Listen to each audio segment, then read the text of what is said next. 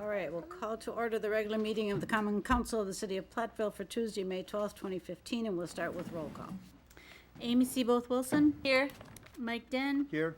Barbara Doss will be in soon. Barbara Stockhausen. Here. Tom Nall. Here. Ken Killian. Here. Nyleen Nichols. Here. The first item is consideration of the consent calendar. The following items may be approved on a single motion and vote due to their routine nature or previous discussion. Please indicate to the council president if you would prefer separate discussion and action. A is council meeting minutes from April 25th, April 27th, April 28th, April 30th, and May 4th. B is payment of bills. C is financial report for April. D is appointments to boards and commissions, and this evening I have 3 appointments. One is to the Freudenreich Animal Care Trust Fund, Jeff Rolwis. One is to the Police and Fire Commission, Bob Wire. And one is to the Housing Authority. That wasn't on your list, but we just recently had a resignation, and so Marilyn Gottschalk will be replacing Crystal Kleinfelter. And then the council members also have received the list of committees, commissions, and boards that they will be serving on this coming year. E is licenses, 1-year and 2-year operators licenses. They were in your packet. And F is acting city manager compensation. Dwayne Borgen has accepted the role as acting city manager and will be compensated for his additional duties. Is there a motion? Also move. Is there a We second? accept the consent calendar. I'll second that. All right, we have a motion and a second, and we'll vote. Seaboth Wilson. Yes. Den. Yes. Stockhausen. Yes. Nall. Yes. Killian. Yes. Nichols. Yes. Motion carries. Next item is citizens' comments, observations, and petitions. We have a couple of staff members that I will ask to note a meeting. Howard, if you don't mind, if I start with you, there's a meeting coming up on May 19th, if you'd like Correct. to announce that one. Yes, May 19th, from 5 to 7 p.m. is a meeting about the Moving Platteville Outdoors Trail. It will be here in this room, Common Council Chambers. There will be a formal presentation at 5:30, but before and after, there'll be the opportunity to look at the plans individually. This is kind of the last chance for folks to look at it, make comments and suggestions before going to bid. All right, and Luke, you have an announcement to make? I do. We received word yesterday that the city would be receiving $280,000 from the Orlo J. Clayton Trust to be used for parks and recreation programmings, maintenance improvements at Smith and Legion Park. Mr. Clayton was a former city employee. Looks like he was hired in 2002 and employed from 2004 in the cemetery maintenance. So great news for our department, and that money will be spent at the direction of the city council. That's really great news. Very nice. Very nice. I assume we'll send something to his family. I don't believe he has any left. I'm unfamiliar I don't with believe his he has any family left. situation. Okay. Be nice to note that. We have one person who's asked to speak on sidewalks, a William Moneypenny. We need to have you come up to the microphone and give your name and your address, please.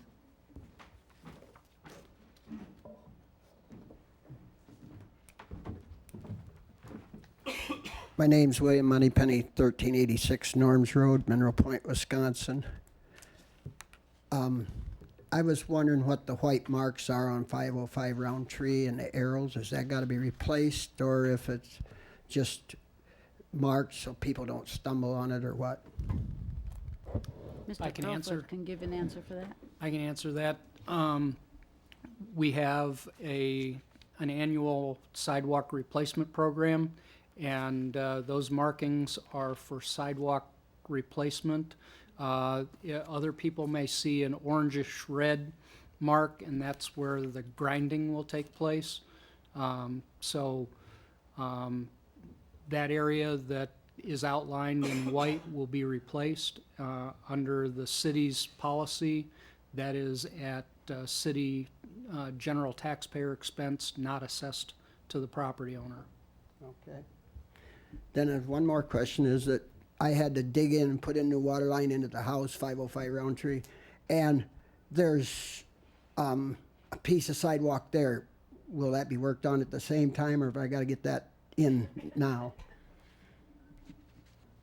If you're the one that that removed the sidewalk to put in your water and sewer, then it's your responsibility to replace that. Okay. I was wondering one more thing is why does the sidewalk stop at my property and the property on the north side don't have no sidewalks? I wish I knew, quite frankly. Long time ago, Common Council directed sidewalks to go in at certain places, and sometimes they stop in the middle of a block, and I don't know why. My hope is that in the future that sidewalk would at least continue to the ends of blocks so that they can connect with other sidewalks. Okay, I just wondered why I had to go to the expense of putting in that piece of sidewalk and the neighbors don't have any, more or less. I understand.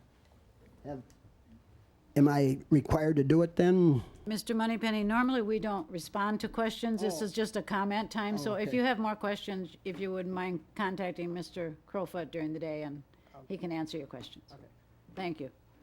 Okay.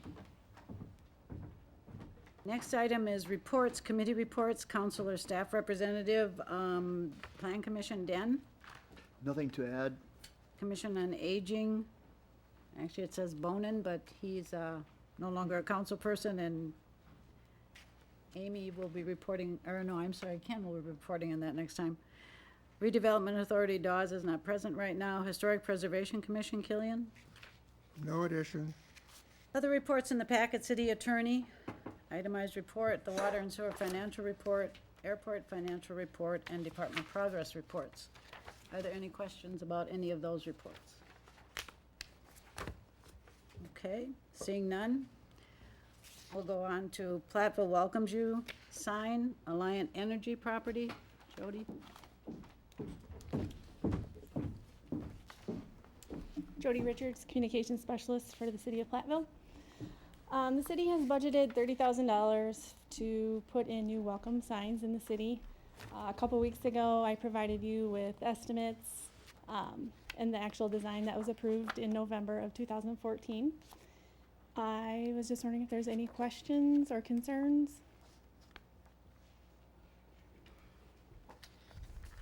Thoughts, comments? Where's the other sign going? Our other proposed location is on the Walmart property, but I'm having extreme difficulty getting someone to contact me back. I have had 2 conversations with the realty management company, and I actually just placed another phone call on Thursday of last week, and there's a totally different name to that number, so I'm trying to find out if this is still the same company or if there's someone else I need to contact, and I'm probably going to need some direction on maybe another site location.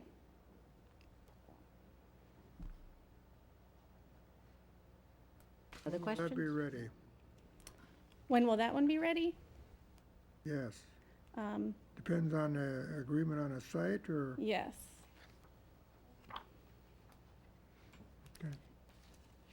Mine looks great. Thank you for all your consistent hard work on this. Thanks.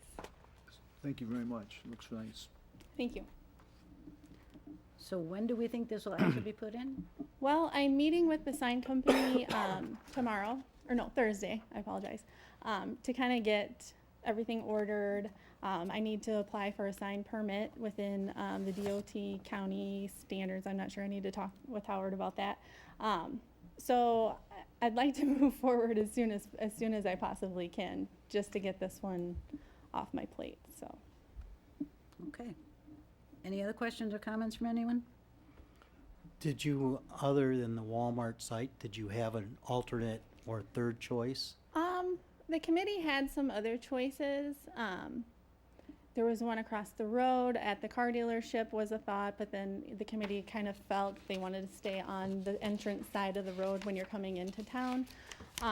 We haven't really talked anything further about a specific location.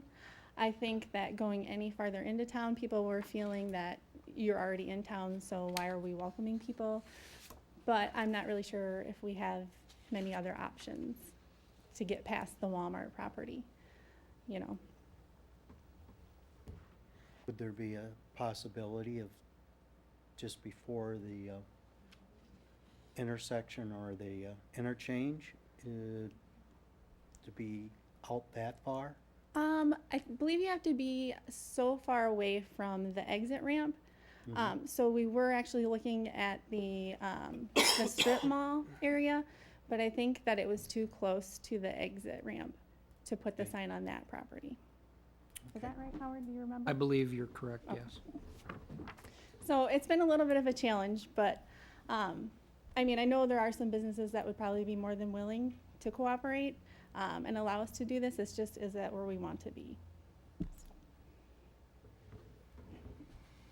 Okay, Thank you, Joe. is there a motion? I move to approve. Second.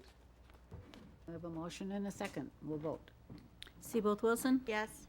Den, Yes. Stockhausen, Yes. Nall, Yes. Killian, Yes, Nichols, Yes. motion carries. Next is ordinance 1506, amending the official traffic map. No parking bus stop. Yes. Last time we had identified 6 locations. We had gentlemen come up and comment about one of those locations. We did a review with that gentleman, and we were able to find a slight alternate location, Basically, what we were looking at is across from the middle school, but what we looked at was rerouting the bus a little bit, and we would end up using the existing school bus loading zone on the middle school side. So we won't need to use that one. So what we're doing is we're proposing 5 locations, 5 of the 6 that were on there last time. The one near the library, the one near O.E. Gray School, one on Camp Street near east of Lancaster Street, one on Washington Street north of Union, and one on Main Street just east of Oak Street. And those are the ones that we're requesting. Questions from the council?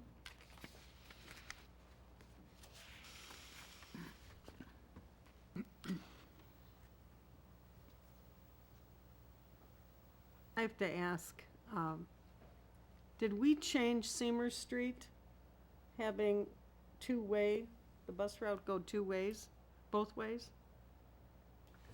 The blue route, north? Yes, the blue route, right now, it'll go down Seamers, come around Mattis, Oh, that's Herman. yeah. Come down Seamers, come across Herman, and then come down Second, make the corner, make a left turn from Herman onto Second Street and stop at the loading zone at the middle school, and then go from there to the pool.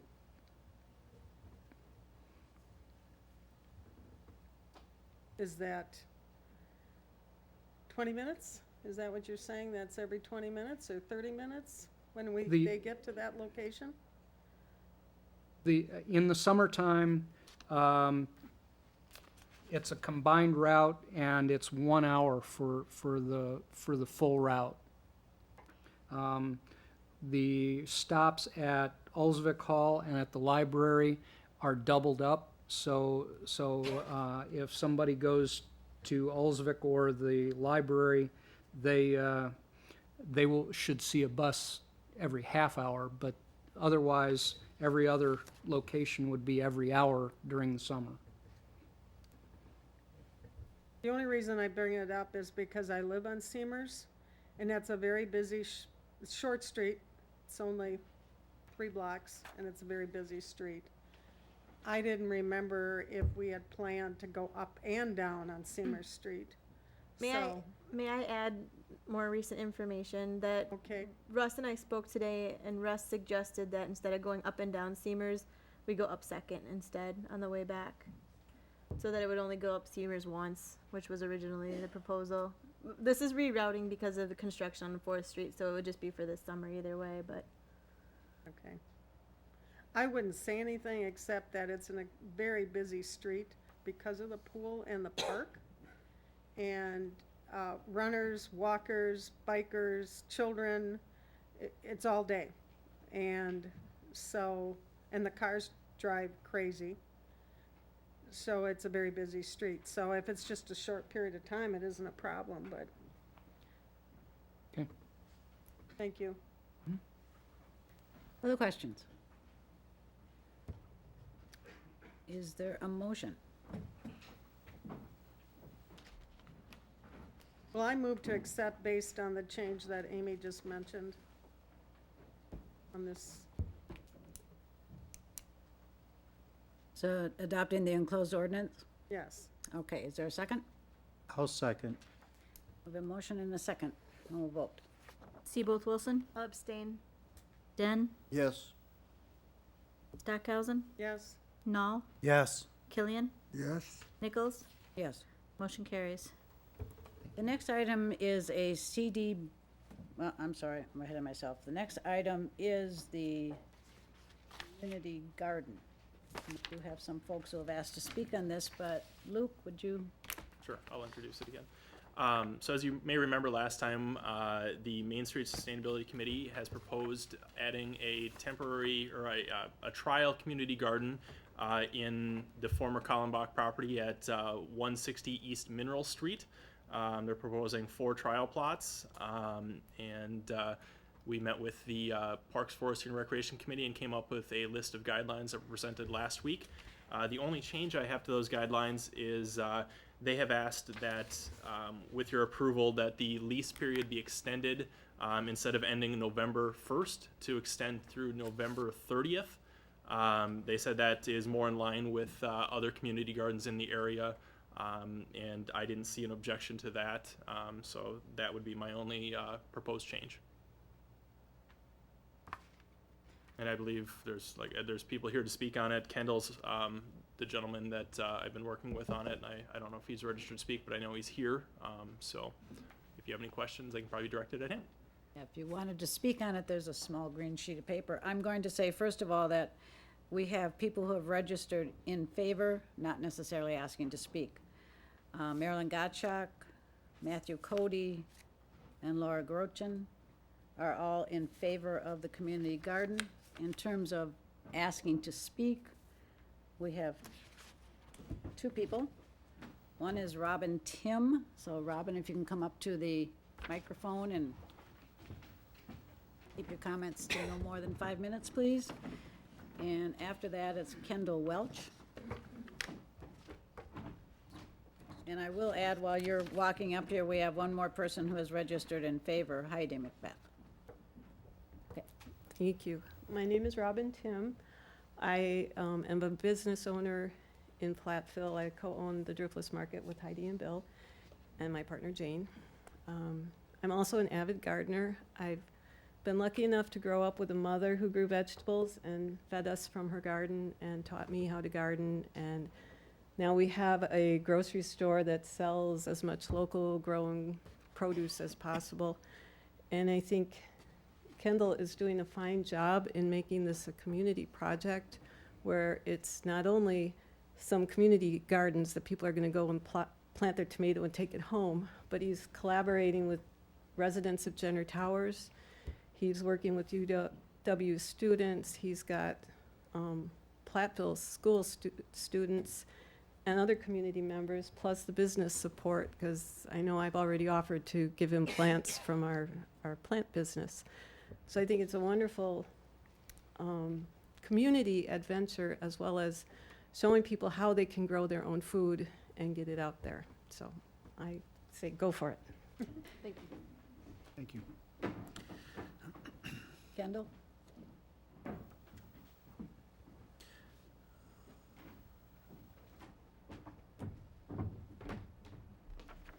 Good evening. My name is Kendall Welch. I live at 87 East Main Street, which is an apartment within walking distance of the proposed community garden site.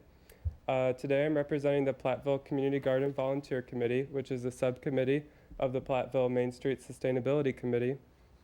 And we are currently a collection of 17 volunteers interested in cultivating community spaces where residents can learn to garden and grow food in a community-oriented atmosphere. So we are requesting to use the lot at 160 East Mineral, which is adjacent to Jenner Park and Jenner Towers, as a location for a community garden project. We request a lease from the City Council that would protect the site from redevelopment until November of 2015, with consideration for renewal in 2016 if the project is successful and the site is still available. The protection from redevelopment during this growing season is essential to protect our gardeners who are investing time, money, and labor into their produce gardens. So some of our goals for the 2015 growing season are to install 4 8x4 garden plots to be maintained by community gardeners, to provide a space for the Neil Wilkins PTO to participate in a trial farm-to-school program, to host fun educational events for children and adults on topics in sustainability, and to provide a local space where residents can learn about gardening from one another, and to act in a responsible manner and follow the stipulations of the Parks, Forestry, and Recreation Committee, which will foster good relations between gardeners and city employees. So I encourage the council to vote in favor of this project because providing public space for residents without land access to grow food will enable Platteville citizens, young and old, to participate in the healthy activities while learning practical skills. By voting in favor of the Mineral Street Community Garden Project, the Common Council of the City of Platteville will play a vital role in supporting projects that cultivate the health of our community. Thank you. Thank you. Comments from council or questions? I just think it's a great project. Likewise, I've been really impressed at how well Kendall and others have involved people. Much like Robin said, it seems like it's a really solid project. I appreciate that. I was involved for I think it was 3 years when there was a community garden available for the city. I had my plot all 3 years. I missed the fact that we didn't have one, an area. I think it's this year, maybe it's last year when we didn't have them. So I'm looking forward to this project.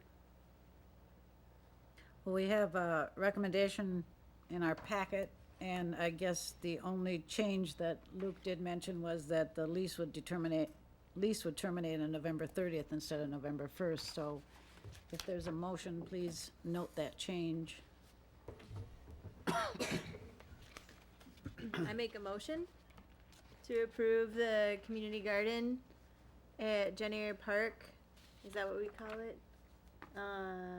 Actually, at 160 East Mineral. 160 East Mineral, with the change that the lease would terminate on November 30th. And the other recommendation? And the other, as recommended, otherwise, yes. Okay. Is there a second? Yes. Second. We have a motion and a second. We'll vote. Seaboth Wilson, Yes. Den, Yes. Stackhausen, Yes. Null, Yes. Killian, Yes. Nichols. Yes. Motion carries.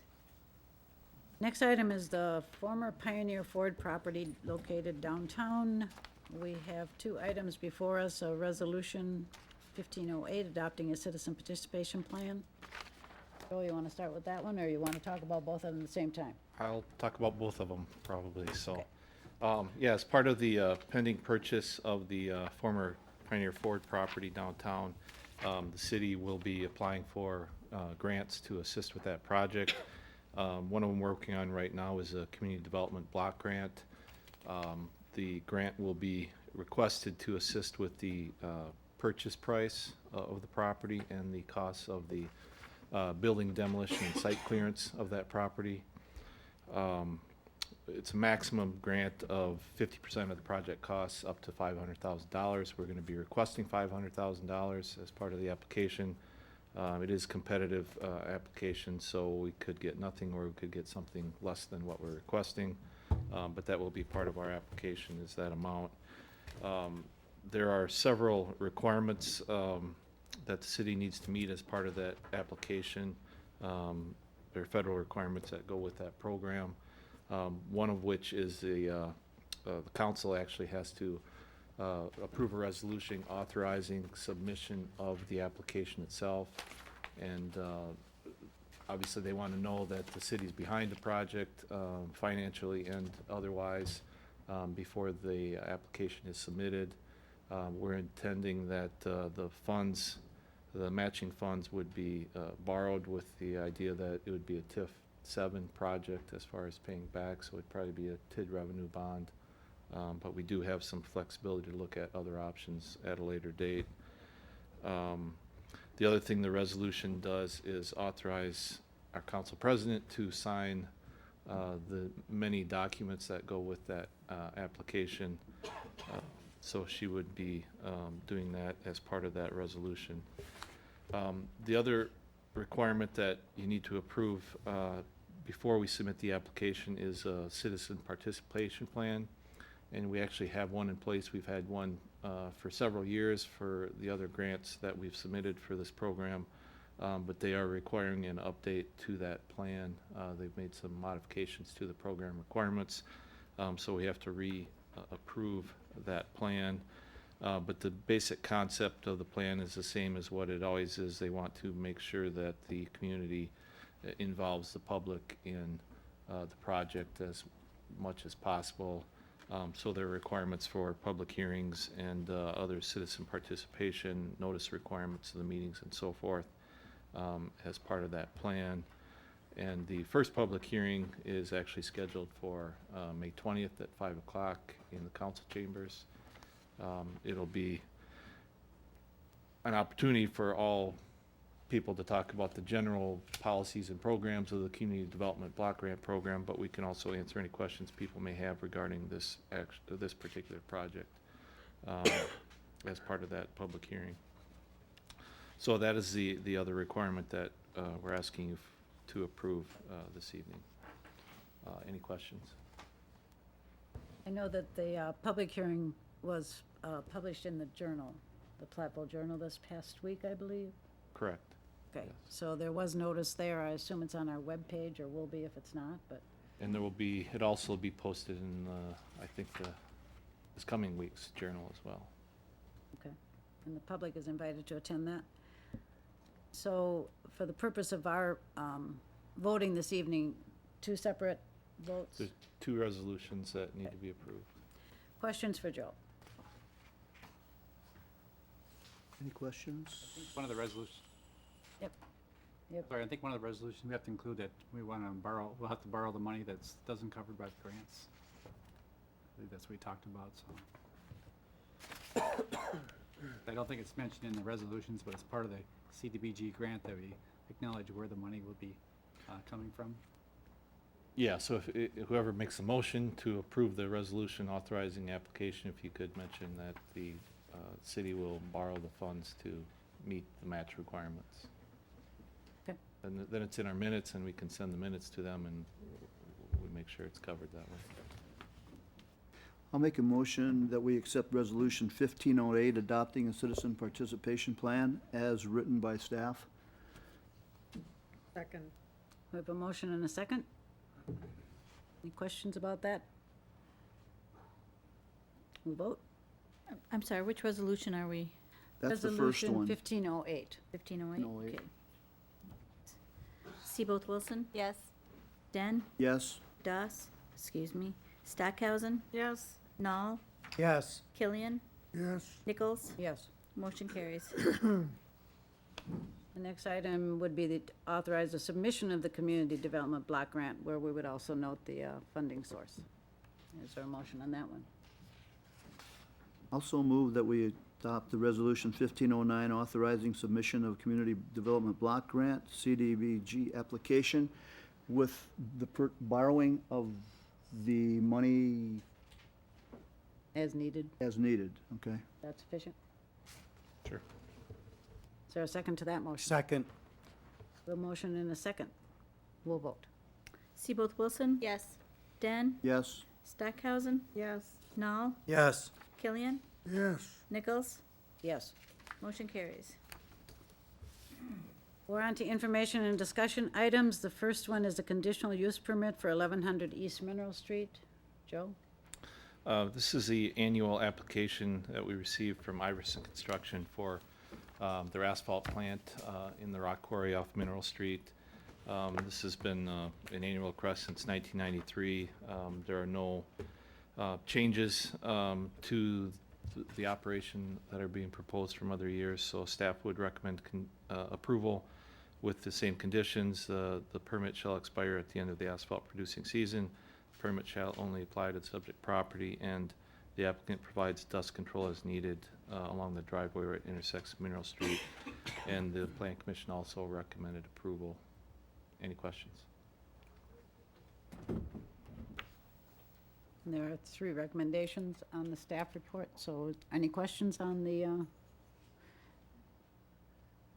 conditional use permit for the asphalt plant? Okay, no action tonight, so we'll go on to the next item, which is a conditional use permit for 715, 785 South Chestnut Street.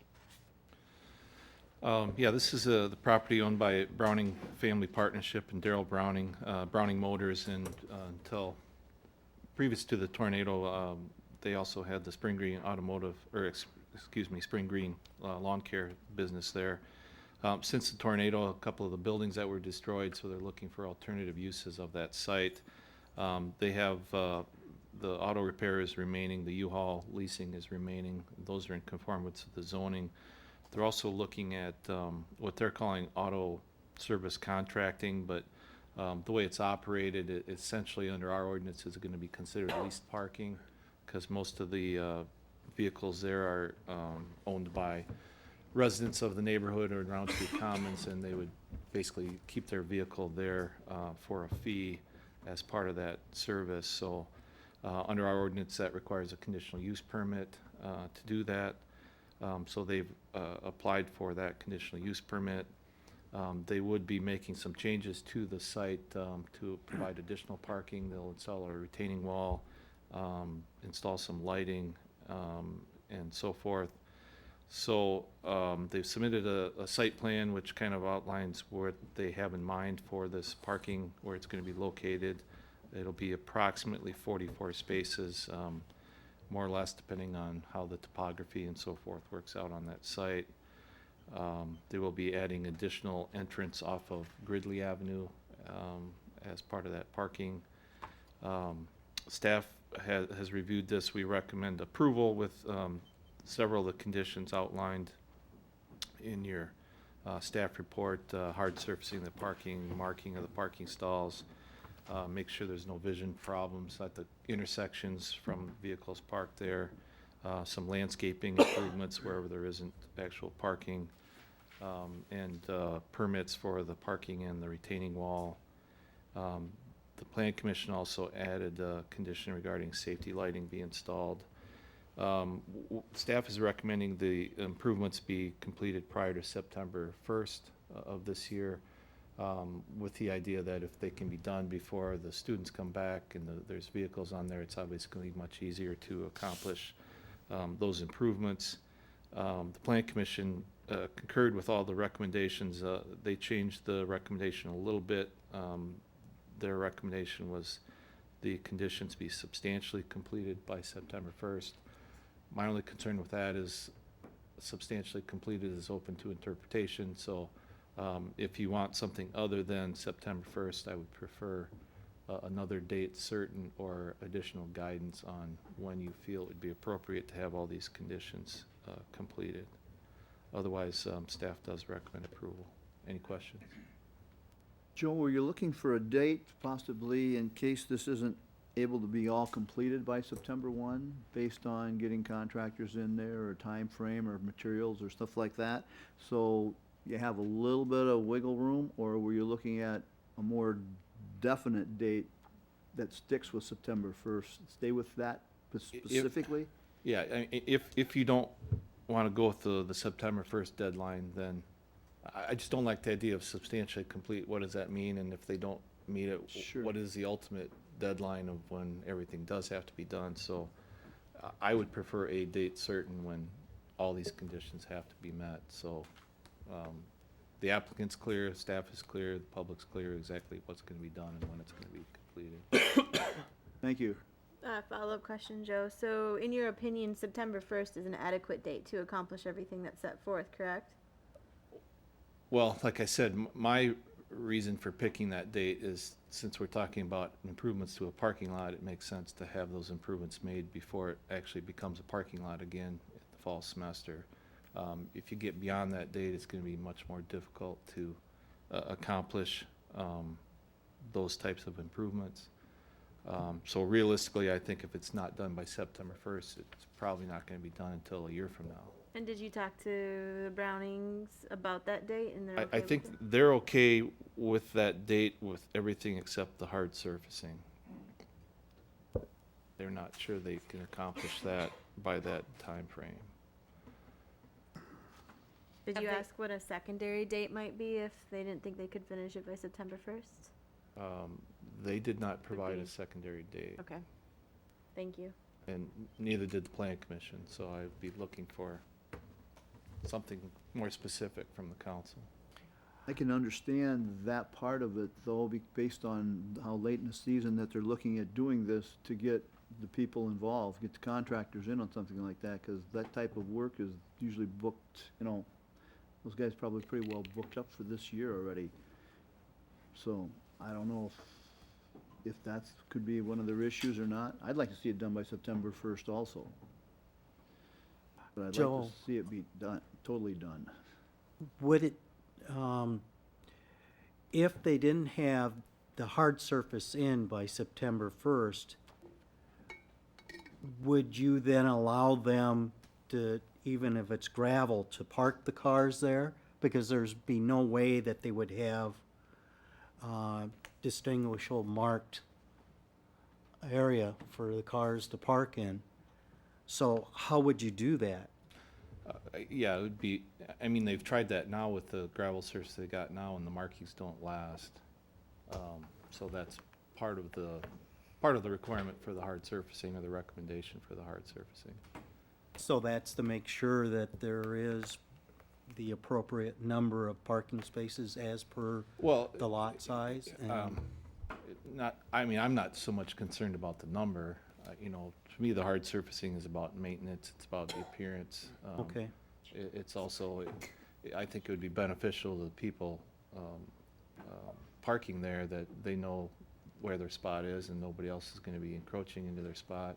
It makes snow removal much easier. There's a lot of benefits that come with the hard surfacing. do they have a spot for their snow removal to put the snow? They kind of push it off to the edges as best they can and then remove it as it piles up, is my understanding. Okay, so the snow removal will not be going onto any street area? No. Okay, just want to make sure. So if So the, oh, go ahead. reviewing this, the Plan Commission put in the word substantially? The plan, for my original recommendation, they added the item on safety lighting, and then they added the substantially completed to the Because your deadline. resolution has the word completed. Yeah, I had the resolution done before the Plan Commission meeting, so that So, didn't so, get changed yet. Joe, your recommendation is that it should be complete.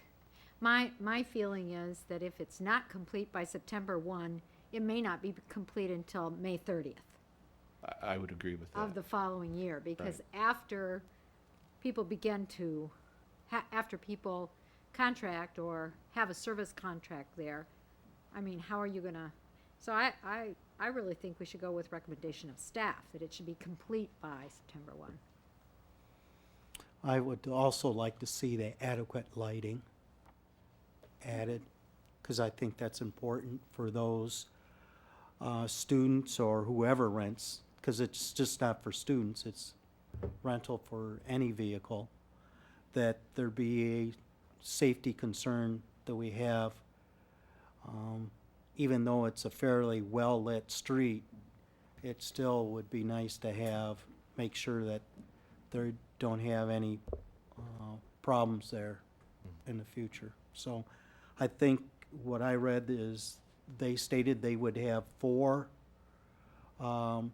lights that they would light in 4 different spots. Yeah, I don't remember the details. There'd be some lighting within the site itself and then some additional lighting on the building, but. Okay. Any other questions? All right, so the question, I guess, for the council is the deadline for actual completion of the requirements. Will be discussed next time. Satisfaction of mortgage, Emmy Roth.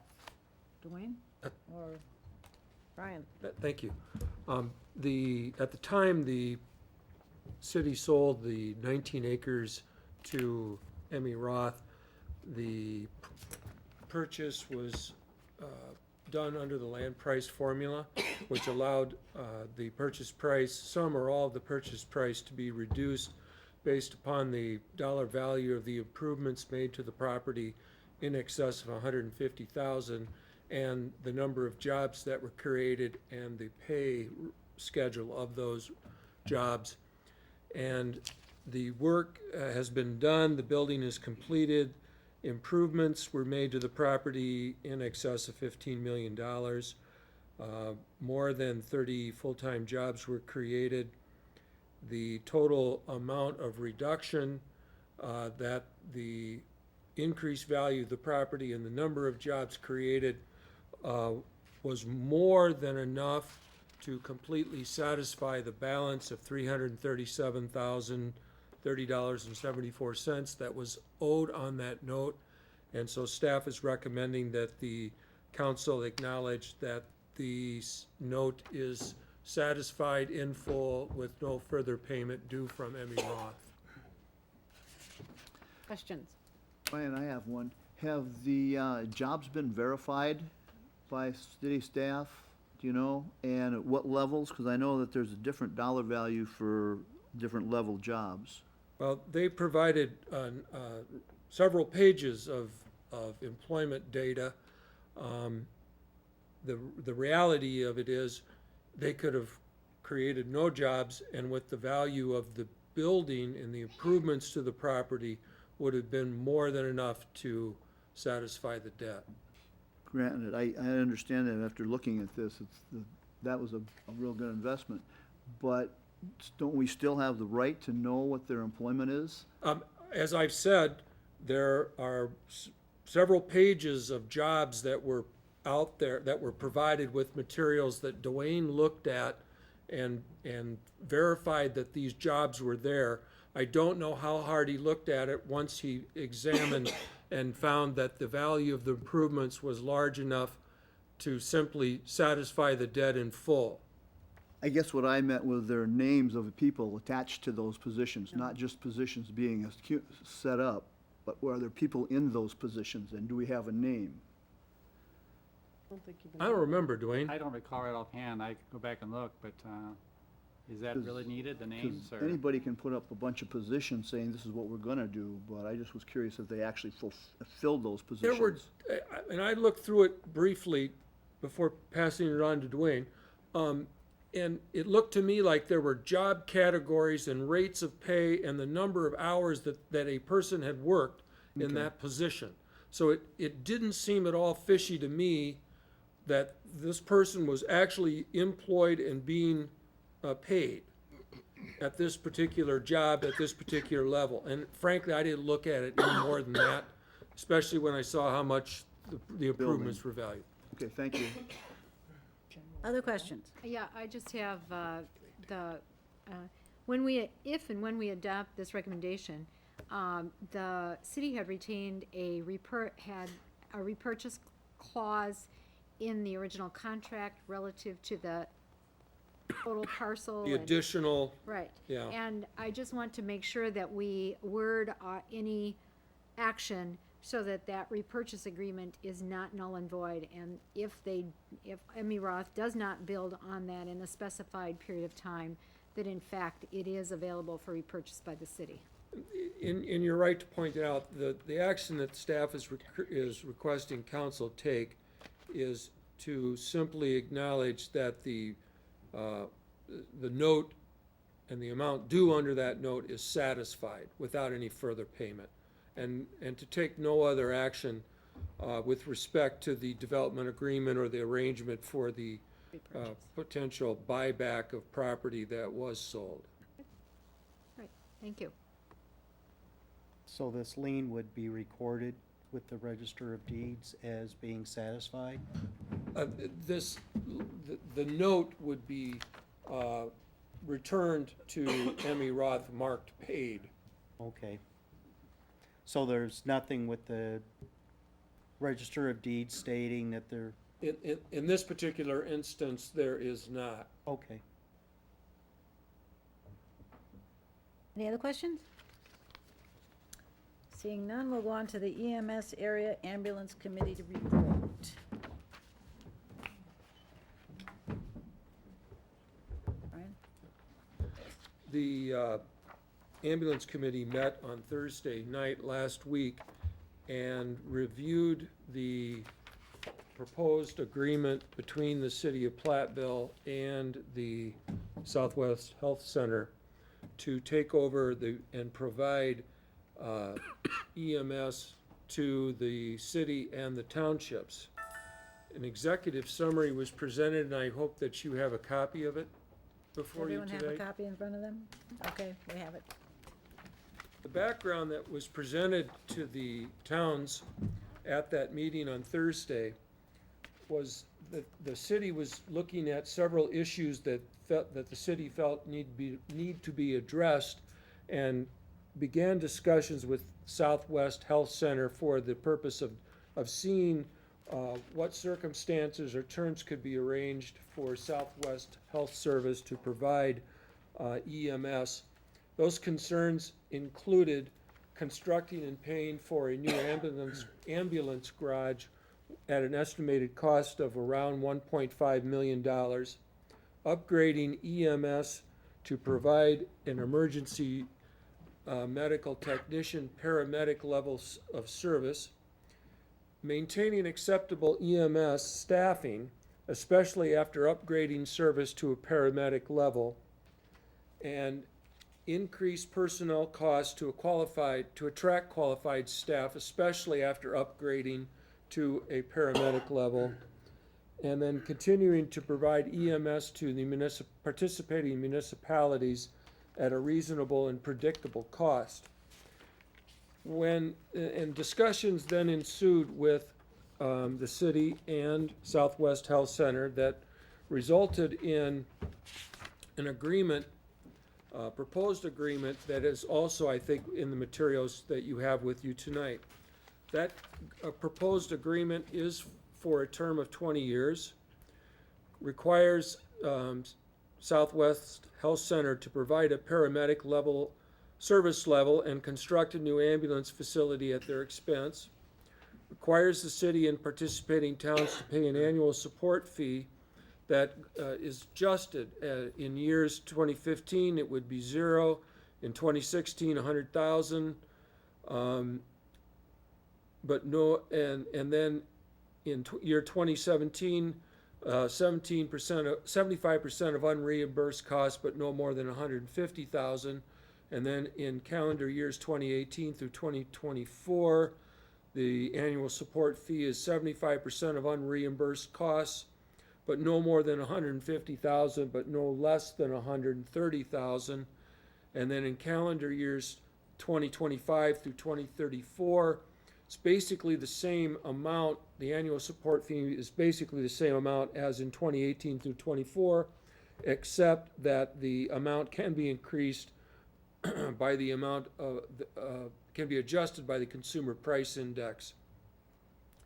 The agreement does provide that the annual support fee can be changed if the city and the hospital agree after looking at the previous year's performance and the anticipated budget for the subsequent year, does require the hospital to meet annually with representatives of the participating municipalities, and does use the present formula for allocating costs that exist between the city and the townships. That formula, it follows or is kept in this agreement, and the annual support fees divided between the city and the participating municipalities in the same manner.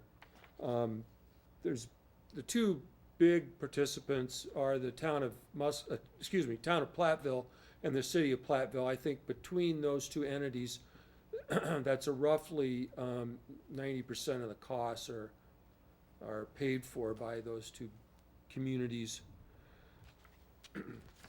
There was a lot of discussion by the town representatives at the meeting Thursday night. I think we asked, several questions were posed by the towns that's going to require some revision of the agreement. One of the concerns of the towns was that the agreement address a mechanism by which, if the city would ever end up owning the physical, the personal property of the ambulance service again and need to operate that service, that there be a way for the city to have some preference for those assets that would get the city ahead of other other creditors, unsecured creditors. And the hospital was indicated that they would not pledge that collateral as, pledge those assets like the ambulances as collateral for debt, and then we'll need to add something to the agreement that puts the city in a position that if it needs to repossess those assets, that it's able to ahead of other claims of creditors. There were several other concerns, and I'm looking for my notes of the meeting right now.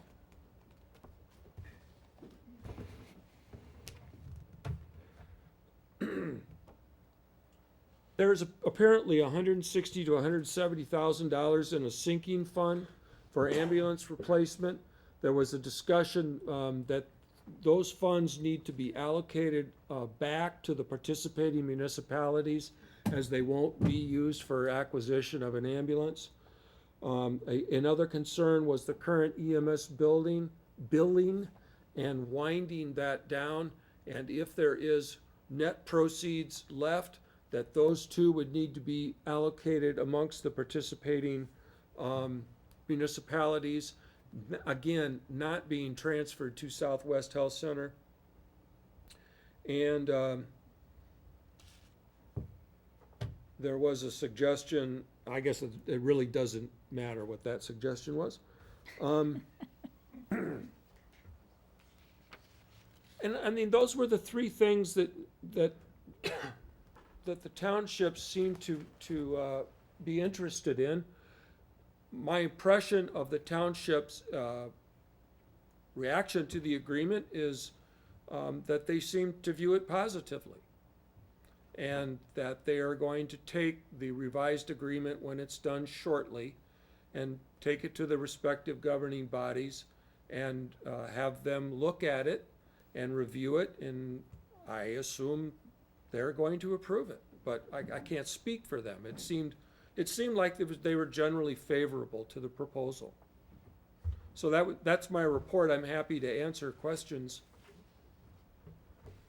Brian, just for clarification for the public, when we talk about, on page 2 of your summary, bullet point 3 requires the city and participating towns to pay an annual support fee of $0 in 2015, then $100,000 in 2016. That $100,000 is the total amount that would be paid partly by the city and partly by all the townships that were in the EMS service district.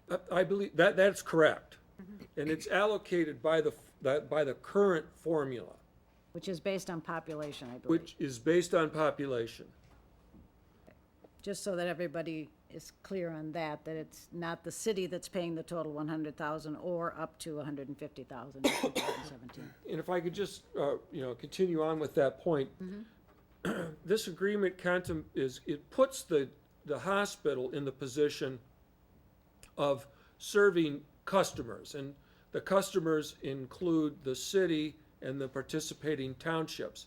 Each of those participating municipalities will owe a portion of the support fee to the hospital. The city will owe its share. Once the city pays its share, then, our obligation is satisfied. If the hospital needs to pursue collection of amounts that other townships owe, then that's a matter for the hospital to take care of. The city is out from, is no longer involved in the collection, the receipt or payment of the township's share of things. We do have one person who has asked to speak for information only, and then Dan Robach, who is the CEO of the hospital, is also here, so I'll give him an opportunity if he'd like to add anything. But Joel Graham?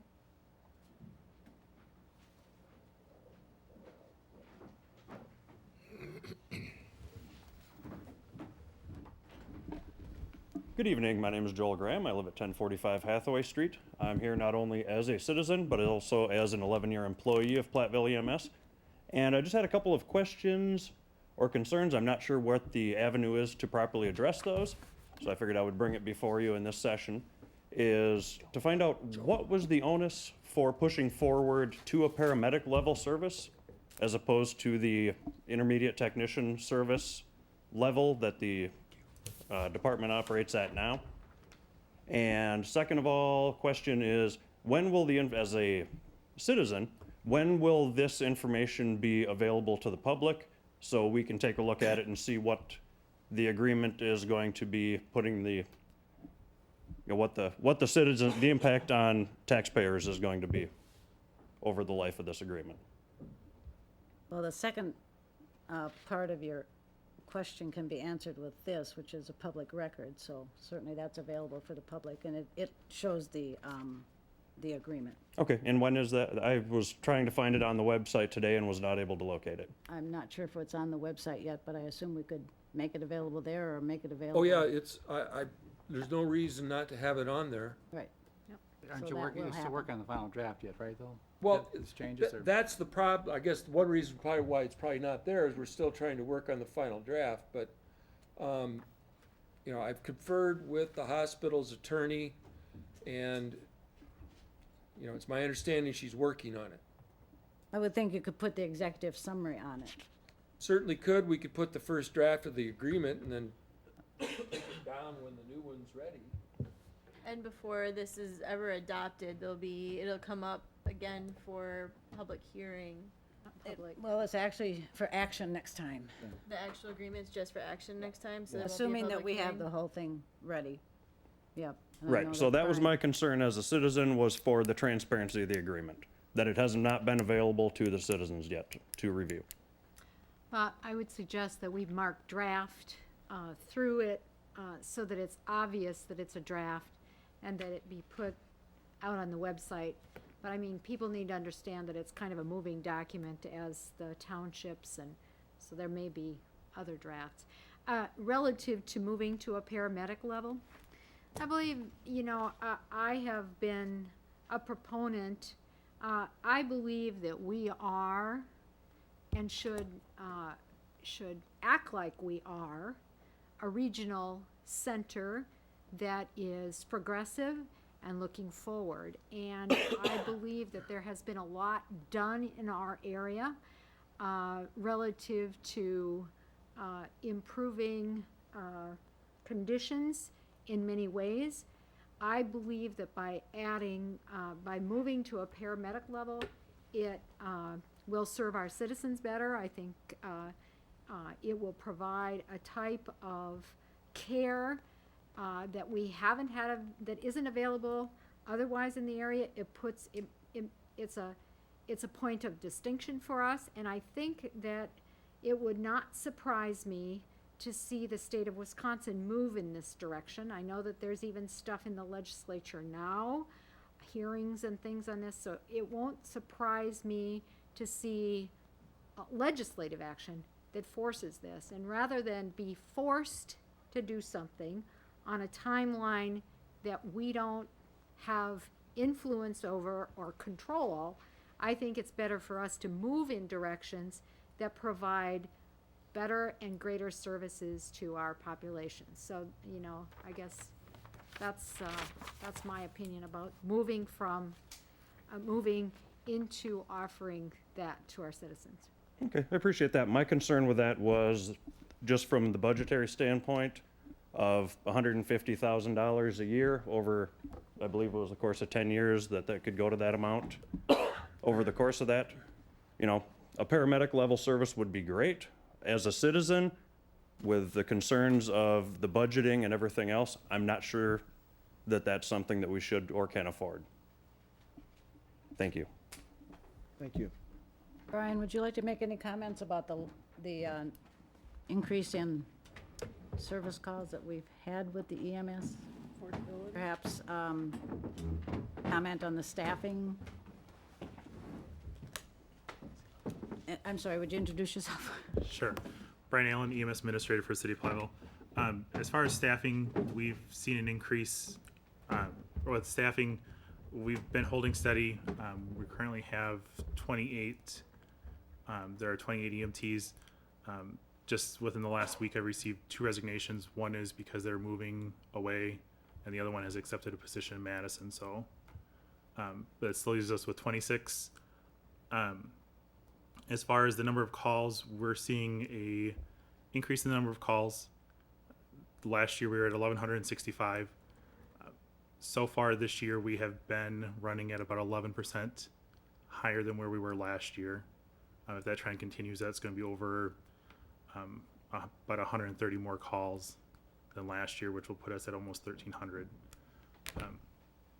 So we're seeing an increase in calls and just staffing. That's a lot of time that people are, or that staff are spending in the ambulance or on calls, and they're paid on call, so they have other jobs as well, and they're giving up their time to come answer ambulance calls. So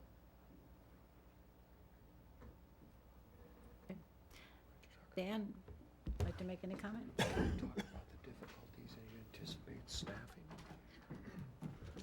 one other thing is just in the future, if the call volume continues to keep increasing, there's concern about staffing the ambulances. Currently, we're using a lot of college students as our daytime help. And obviously, with the number of calls that we've been seeing, at some point, they're not going to be able to answer the calls all the time. They're spending thousands of dollars to get an education, and there's some days where they're not in class at all. So that's a concern of mine, is how long can that continue? Won't we also, excuse me one more time, Dan, won't we also see a real good benefit for all our community and the surrounding areas when we'll be able to administer meds right on the scene instead of waiting till we get to the emergency room? I mean, this to me is a real big issue, and it especially when you get in lines of cardiac issues. Correct. As a paramedic level service, those cares can be started in the field way before the emergency room. So everyone, they would see a greater benefit. Thank you. Dan Rohrbach, CEO of Southwest Health. I guess the only thing I would just address the gentleman's question about the cost. One of the things we looked at when we were working with the city on this agreement was what are the total assets needing to be purchased over the next 20 years. The building at 1.5 million, if you finance that, actually I think Ken had done the math for us, came in at 2.3, 2.4 million, something like that over a 20-year term. And then you have the replacement of ambulances and equipment and all those types of things. So we really looked at the total spend over a 20-year period. It's going to be right around $3 million, and $150,000 a year over 20 years is $3 million. So you can kind of look at it as Southwest is really elevating that to a paramedic level service on our dime, because we're also at risk because the city's capped, and we're we're anticipating about a $200,000 a year loss on the service, and the cities, our board has agreed to shoulder 50,000 of that. So really, we're shouldering that paramedic increase. And really what the city and the townships are really doing is spending what they were going to spend on equipment and buildings and those types of things anyway. I think the other thing that was really important from our discussions, and this started, I don't know, 2 years ago. It's been a long discussion, and I think with the advancements we've made at Southwest Health, and we control most of the healthcare that goes on in our community, and the city does city stuff, and we do healthcare stuff. And so it kind of made sense for us as a healthcare organization to manage that. But initially it was started out as, we'll just, you guys just take it over. And then when we looked at the financials, we said, well, we're going to need some support in order to do that. So that got us to the level of sharing some of the risk, not shouldering 100% of the loss from the city, but sharing that with Southwest. So we're excited about doing it. I think that the folks that know Southwest and know us well will do a good job with it. I mean, we've elevated our ER to be board certified emergency physicians and some of those types of things. And there's still going to be places, Brian, most rigs run one paramedic, one EMT. So it's not like we're going pure paramedic, because financially that is not a great model. It's almost like running, two doctors instead of a doctor and a nurse practitioner, or a doctor and a nurse. You try to maximize credentials. So, but it is, like Brian said, important to have a paramedic on the rig when you show up 15 minutes out and somebody's having a massive cardiac event. To be able to start pushing medications and get that patient started before they hit the ER is pretty important. So the cost is always an issue. We're trying to be very cautious of that. I think the other thing we've been very successful in is writing grants, and we have a very active foundation, and hopefully we can. I've been very successful in my career with EMS. I've had EMS every place I've been before underneath my direction, and we've been very successful getting grants. So hopefully we can drive that support fee down even more. But this really, that 200 and the 150 was based on no outside support, no foundation, no grants. If we get grants and foundation dollars in, hopefully we can drive that dollar amount lower for everybody involved. So, and certainly answer any other questions that the council has for me. Anybody else have any other questions? Eventually, I'd like to learn what the building is going to be like, as far as quality of construction, because I was a person that voted for the garage over there on Furnace Street, and that was one of my bad votes. So I'd like to see what the quality is as far as, is it going to be brick? Is it going to be a tin on the outside? Is it going to be good windows, et cetera, et cetera? And I think a lot of those things, Ken, we haven't looked at yet. We're basing it on a cost per square foot. I have a feeling it'll be a brick front. It may be a tin roof and a tin sides, but we certainly aren't going to want to put a pole shed out next to our building. We just spent $7 million on an addition. It's beautiful. We're not going to cut corners on that. We know we've got somewhat of a budget. We're estimating 1.5. It comes in at 1.6, 1.7. That's unfortunately on our dime. But we certainly won't cut any corners, because it's going to be our building. I mean, we're going to have that and manage that for the next 20, 30, 40 years. So right now we haven't got into any of that work, because we don't want to spend the money on architectures and all those type of things until the agreement actually goes through. But we're estimating at about, I remember what it was, about $200 and some a square foot. I think is what we came in at, about 7,000 or 8,000 square feet. So it'll be a quality building, without question. Other questions? All right, thank you. Thank you. Thank you. I guess the other comment I would make, a little bit relative to the cost, is that as we look at our current EMS service, it's great, it's awesome. They are really top of the line, and we give a lot of credit to Brian Allen, our director. But realistically, we need to have a new building. And the cost of equipment is not going down, it's going up. An ambulance is what, Brian, close to $300,000? 250. Yeah, so, and as we receive more calls and we want to provide the service, matter of fact, we're required by the state to provide EMS service. The hours that individuals actually have to do in order to become qualified as an EMT has increased. And we see that possibly increasing, as Barb referred to, the state changing the rules and regulations. There's initial education plus continuing education. We rely on a lot of wonderful college students to help us cover our area, but as Brian noted, they leave class to come and run the ambulance, and after a while, if there are too many calls, that's gonna be very, very difficult to cover. So looking at the projections forward, we believe that we will have quality EMS service, and the hospital will be the entity that can address the medical changes that take place in that service. And we will still use EMTs and at some point, a paramedic level service. So this wasn't an easy decision, but I think it's a good decision for not just the city, but also the townships, for the citizens of all of the area that we serve. It'd be a plus for Southwest Wisconsin. Any other comments? I'd like to hand out these questions and answers. I compiled these from various people, and Brian Allen answered some of these questions, so did Dan, and I gave a copy of this to the media. So I think there are questions we should know as far as coming up in the public hearing, and the public hearing is going to be when? Or the hearing is going to be next I in don't 2 think weeks? there is a public hearing, is what Eileen said. It's just an action item. This is an action item. Only going to for be an next action time. item, so just pass it down, please. And if any of the public wants a copy, I can give you a copy.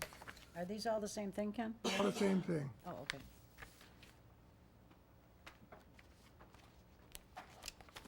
And then I have a example of a city that has service with the hospital, and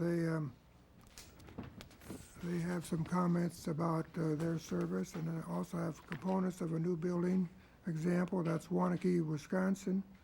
So I'm interested in what this new building is going to contain. And then I think that's about it. You can look through it. And I thank Brian and Dan for the answers that they provided. All right. Anything else?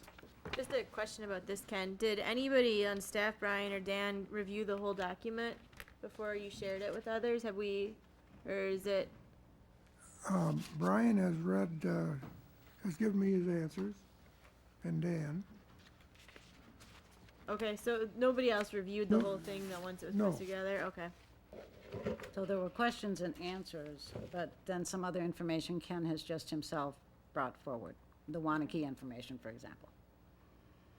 Some of that came from our foster son. He's an EMT person. Okay. Or his employee. Anything else?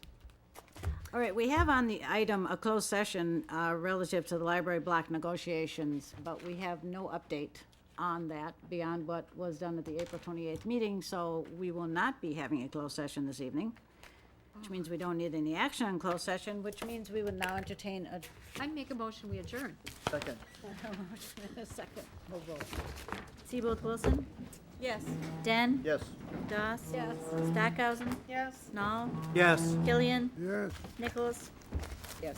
Motion carries.